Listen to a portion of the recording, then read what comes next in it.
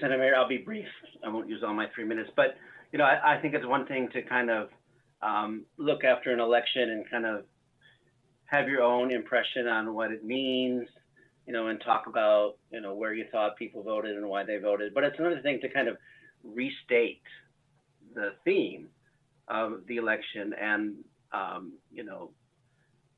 that we were voting on something and it was clear, because it wasn't. I mean, I pulled up the ballot arguments for and against. I didn't see anything that basically said, if you vote no, you're going to keep the status quo.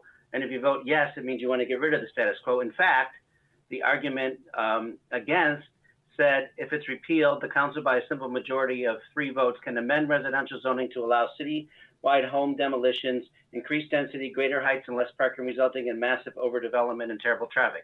Well, that's not the status quo. Sorry. And if there's any attempt to kind of twist why people voted, that's fine. But if there's an attempt to rewrite history and say, what were the arguments that were made? Because I got every single flyer. And I didn't see, it wasn't an argument about status quo versus not status quo.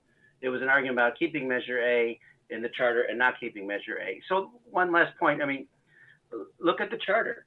I mean, it says there should be no multiple dwelling units, and there's some exceptions. It doesn't say, and it says the maximum density is 1 unit per 2,000 square feet, and then it lists a few exceptions. And in those exceptions, it doesn't say, unless council decides they want to pass legislation and allow a multifamily overlay in violation of this charter, it doesn't say that.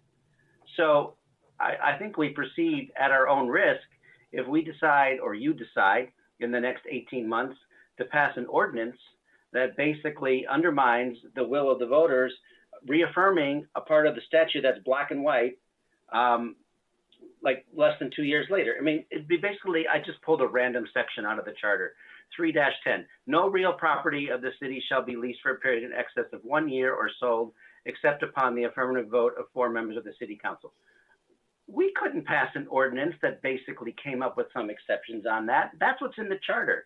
And 26-1, 26-2, 26-3 are in the charter. And you may want to rewrite why you thought people voted for it. You may want to, have revisionist history on what the arguments were, but this is what you're stuck with. So that's just the way it is.